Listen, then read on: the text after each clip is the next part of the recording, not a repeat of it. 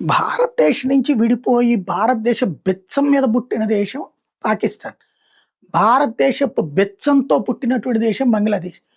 వాళ్ళు వాళ్ళ పిల్లలకి ఏం పాఠాలు చెప్తారు?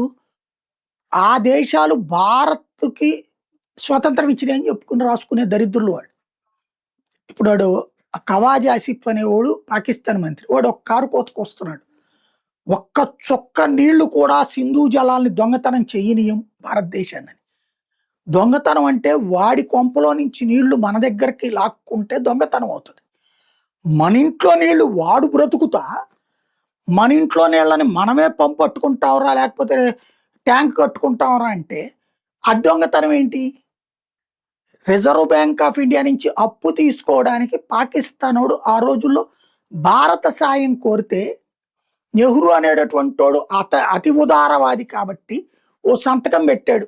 పాకిస్తాన్లో ఆ కార్యక్రమాలు నిర్వహించుకోవడానికి, అంటే అక్కడికి నీళ్ళు వెళ్తాయి కాబట్టి వ్యవసాయం జరుగుతుంది కాబట్టి డబ్బులు వస్తాయి కాబట్టి పన్నులు వస్తాయి, మీకు డబ్బులు కడతారులే వాళ్ళు అనేసేసి. అది ఒక 50 ఏళ్ల టర్మ్ పూర్తయిపోయింది. ఎలాంటి అగ్రిమెంట్స్ లేవు.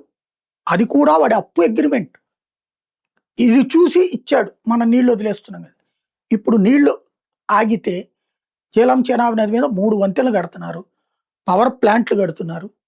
ఖచ్చితంగా రాబోయే 2 ఏళ్లలో పూర్తవుతాయి. భారతదేశంలో పహల్గాం మీద చేసిన దాడికి శిక్షిస్తున్నాం, ఇది ఖచ్చితం. దానికి దొంగతనం అని వాగేటటువంటి వాడిని ఏమనాలో అర్థం కావట్లా.